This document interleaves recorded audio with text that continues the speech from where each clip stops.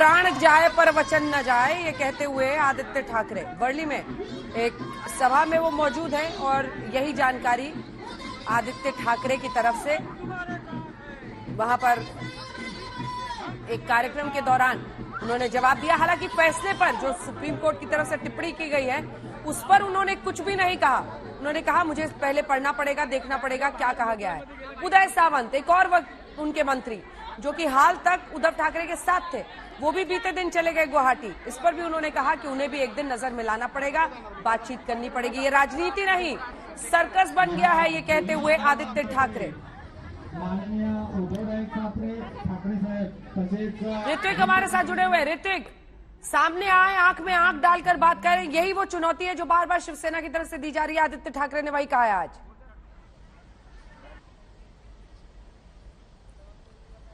जी बिल्कुल, हमने देखा Aditya Thackeray at his rhetorics best, क्योंकि यहाँ पर सियासी घमासान चल रहा है, कोर्ट की हियरिंग चल रही है और इसके बीच वो अपने चुनाव क्षेत्र में पहुंचे हैं, जो कि लोकप्रिय निर्णय आज लिया गया है उसकी घोषणा करने लोगों के बीच। ये भी बताने से नहीं चूक रहे हैं कि राजनीति तो चलती रहेगी लेकिन लोगों के काम को प्रायोरिटी देना जरूरी है और वही हम कर रहे हैं। और इसीलिए वो मुहावरे का इस्तेमाल कर रहे हैं कि प्राण जाए पर वचन ना जाए। ये शिवसेना का स्टाइल रहा है हमेशा से। हमने देखा है कि जिस तरह भगवत गीता को लेकर भी बवाल छिड़ा हुआ था, तब एक बूढ़ी शिवसैनिक अजीत जो थी वहां पर मौजूद, उनके घर चले गए थे उद्धव ठाकरे अपने पूरे फैमिली के साथ। इस तरह की रेटोरिक पॉलिटिक्स, इस तरह का एक ऑप्टिकल पॉलिटिक्स शिवसेना से हमेशा से होता आ रहा है। लेकिन हालांकि जो कानूनी दांवपेच चल रहे हैं और जो कोर्ट की हियरिंग आई हुई है उसके बारे में शिवसेना से अभी तक कोई भी अधिकृत प्रतिक्रिया नहीं आ रही है। अभी तक प्रतिक्रिया का थोड़ा इंतजार करना पड़ेगा। प्रियंका चतुर्वेदी हमारे साथ थी, उन्होंने इस मामले को जिस तरह से देखा, एक बार जल्दी आप जुड़ी हुई हैं मौसमी, एक प्रतिक्रिया जल्दी से उन पर ले लीजिए। बागी नहीं भगौड़े हैं, ये तो सब हो गई सियासी बात, लेकिन राहत तो मिली है बागी गुट को। आज वाली डेडलाइन नहीं मानी जाएगी, अब 11 जुलाई तक वो सुरक्षित है, आगे की स्ट्रैटेजी बनाएंगे। जी बिल्कुल, देखिए अंजना, जिस तरह से 11 जुलाई का वक्त दिया गया है, कहीं ना कहीं ये वक्त काफी लंबा है और शिवसेना को लगता है इसमें परिस्थितियां बदल सकती हैं। जिस तरह से 11 जुलाई का टाइम दिया गया है और ये डिस्क्वालिफिकेशन भी रोकी गई है, मतलब प्रोसीडिंग्स रोकी गई है, प्रियंका, क्या ये शिवसेना के लिए झटका है? क्योंकि यहाँ पे आदित्य ठाकरे भी कह रहे हैं कि हम प्रोसीडिंग्स को देखेंगे, पढ़ेंगे, फिर पर जो भाग के जाते हैं वो कभी जीतते नहीं। नहीं, प्रोसीडिंग्स को कोई रोक नहीं लगाई है। स्टे ऑर्डर डिस्क्वालिफिकेशन पे है कि डिस्क्वालिफिकेशन नहीं हो सकता, बट दैट स्टैंड्स कंप्लीट कि deputy speaker will call these people. जो नोटिस गया है उसको इनवैलिडेट नहीं किया है। इन लोगों को अपनी कार्रवाई के लिए शामिल होना ही पड़ेगा। तब तक कोई कार्रवाई नहीं हो सकती। कार्रवाई की बात नहीं हुई है, डिस्क्वालिफिकेशन की बात हुई है। मतलब कि आप कह रहे हैं कि 5 बजे का जो टाइमलाइन है वो फॉलो किया, इन्वेस्टिगेशन तो चालू रहेगा, उस पे तो कोई स्टे नहीं लगाया। ये कहा गया है कि डिस्क्वालिफिकेशन प्रक्रिया 11 तारीख को, यानी डिस्क्वालिफिकेशन का डिसीजन जो है 11 तारीख तक। पर रही बात सरकार को लेकर हो, उनकी सुरक्षा को लेकर हो, तो उस पे तो हम बहुत ही स्पष्ट हैं कि अगर सरकार की भी बात करें, सरकार जैसे चल रही है वैसे चल रही है। जिन लोगों को पद मुक्त किया है वो असम टूरिज्म कर सकते हैं। Government of Assam can continue to sponsor them, भले at the expense of Maharashtra, but Maharashtra will not be at the receiving end simply because we have new ministers who will do their job. Aditya Thackeray कह रहे हैं कि आंख में आंख डाल के यहाँ पे आए और बात करें, हम फ्लोर टेस्ट के लिए तैयार है। प्रियंका जी भी सुन लेंगे क्या कह रहे हैं आदित्य ठाकरे। हम बार-बार रिपीट कर रहे हैं, सुना देते हैं आपको, सुना देते हैं। और प्यार भी पूरा है। जो दगेबाजी करते हैं वो कभी जीतते नहीं है, जो भाग के जाते हैं वो कभी जीतते नहीं है। मैं भी, मुझे थोड़ा पढ़ना है, जो भी अभी का निर्णय हो मुझे पढ़ना पड़ेगा। फ्लोर टेस्ट साठी ते तयार आहेत की नाही हा पहिला प्रश्न आहे। आमची फ्लोर टेस्ट आम्ही सांगितलेले काय आहे।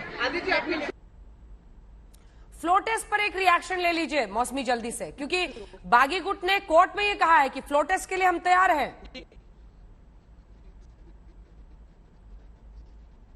बागी गुट ने कहा है कोर्ट में कि हम फ्लोर टेस्ट के लिए तैयार हैं और नोटिस ऑडियो में दिक्कत आ रही है मौसमी, ऑडियो में दिक्कत आ रही है, फ्रीज भी कर गया आपका फ्रेम। संजय, आप हाथ उठा रहे थे, जल्दी से। जी हाँ, फ्लोर टेस्ट को लेकर यह कहा गया कि वो फ्लोर टेस्ट के लिए तैयार हैं, याचिकाकर्ताओं ने कहा। लेकिन देवदत्त कामत ने सुप्रीम कोर्ट जब ऑर्डर लिखा रहा था उस समय उन्होंने कहा कि ये सारे लोग 11 जुलाई से पहले फ्लोर टेस्ट के लिए राज्यपाल से मिल सकते हैं और फ्लोर टेस्ट कराने पर जोर दे सकते हैं।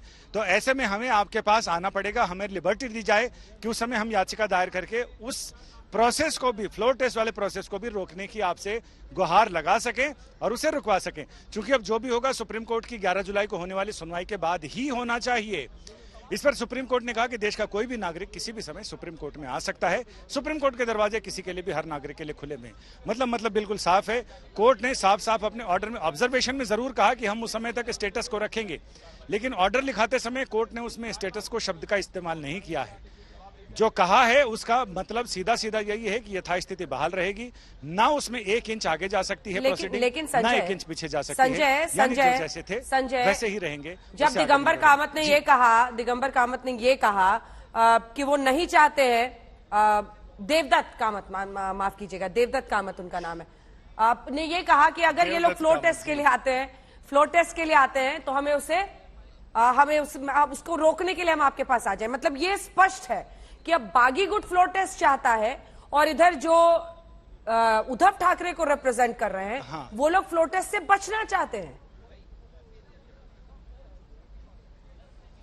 बिल्कुल, ये बात उठाना कि 11 जुलाई से पहले फ्लोर टेस्ट के लिए वहां राज्यपाल से मिल लेंगे और वहां से फ्लोर टेस्ट का बीच में करा दें, तो उस समय क्या होगा?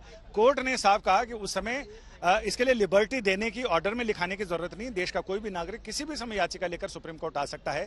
लिहाजा इनको यह डर लग रहा है कि कहीं ऐसा ना हो, क्योंकि पहले भी जब हमने एनालिसिस किया था तो उसमें यह था कि सरकार और शिवसेना का जो उद्धव ठाकरे ग्रुप है, उनके पास सिर्फ एक ही आधार है जिससे वो आगे चल सकते हैं, वो है डिप्टी स्पीकर।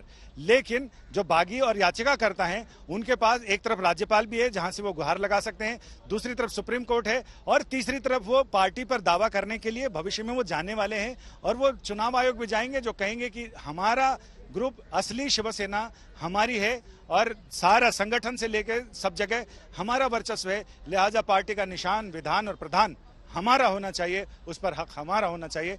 तो ये सारी चीजें भी होंगी, लेकिन फिलहाल अभी जिस तरह से सुप्रीम कोर्ट ने कहा है, ना स्टे लगाया है लेकिन यथास्थिति बहाल रहेगी, उसमें डिप्टी स्पीकर अब आगे कार्रवाई नहीं कर सकेंगे। जो भी फैसला होगा, सुप्रीम कोर्ट का जो भी आदेश 11 तारीख को आएगा वही होगा। और अगर सुप्रीम कोर्ट गो अहेड, हरी झंडी देता है, तो फिर 5:30 बजे यह तय होगा, हो सकता है कि अगला नोटिस जाए और अगली समय सीमा तय की जाए, क्योंकि कोर्ट ने कहा है कि वो सभी पक्षकारों को विस्तार से और गहराई के साथ सुनना चाहेंगे। 11 जुलाई को वो समय आएगा, तब तक सभी पक्षकार, यानी जिनको नोटिस हुआ है वो जवाब दे देंगे और बाकी जो याचिका करता है वो उस पर रिजॉइंडर फाइल कर देंगे। तो कुल मिलाकर उत्तर और प्रत्युत्तर दोनों ही इनके पास होंगे और उसके बाद कोर्ट इसमें आगे सुनवाई बहुत स्मूथली आगे बढ़ा सकता है। अशोक, क्या ये बात वहां तक पहुंची है? क्योंकि फ्लोर टेस्ट की बात है, इधर आदित्य ठाकरे कह रहे हैं कि वो बागी नहीं, भगोड़े हैं। अंजना, बिल्कुल पल पल की खबरें, एक एक इन्फॉर्मेशन एकनाथ शिंदे गुट के पास पहुंची, क्योंकि लगातार टकटकी लगाए बैठे हुए थे सुप्रीम कोर्ट की हेयरिंग के ऊपर। उनका क्या निर्णय आया, क्या निर्देश हुए, सब चीजें, एक एक चीज पूरी तरीके से इनकी जानकारी में है। इसीलिए काफी खुश हुए थे जब इन्होंने, सुप्रीम कोर्ट ने डिप्टी स्पीकर को एफिडेविट सबमिट करने के लिए बोला। उसके अलावा डिस्क्वालिफिकेशन को लेकर 11 जुलाई तक एक्सटेंड कर दिया 5:30 बजे तक। तो वो राहत की बात थी कि तुरंत कोई कार्रवाई नहीं होगी, क्या 5:30 बजे तक कार्रवाई होनी थी। और सभी के सभी विधायकों के परिवार वालों को सुरक्षा देने की निर्देश सुप्रीम कोर्ट ने दिए। तो सब तरीके से अभी तक अगर देखा जाए, आज के टाइम देखा जाए, तो तमाम निर्णय, तमाम चीजें इन बागी विधायकों के फेवर में गई है। अब दूसरी बात अंजना एक रह जाती है, जो कि शिवसेना और सरकार के वकील ने एप्रीहेंशन व्यक्त किया कि क्या फ्लोर टेस्ट के लिए अगर ये आएंगे तो हम कोर्ट में आ सकते हैं क्या। तो कहीं ना कहीं इनको अंदेशा है इस बात का कि क्योंकि डिस्क्वालिफिकेशन की जो बात होती 16 विधायकों, उससे दिक्कत होती एकनाथ शिंदे गुट को, एमएलए कम हो जाते हैं। इनको क्या होता आगे प्रोसेस अलग बात होती, लेकिन यही एक दिक्कत थी। अब इनके पास 39 और इंडिपेंडेंट अलग से विधायक हैं, तो इनका पलड़ा मजबूत है। बीजेपी के साथ, बीजेपी भी इनके साथ होगी, तो कहीं ना कहीं सरकार के लिए खतरा पैदा हो सकता है। इस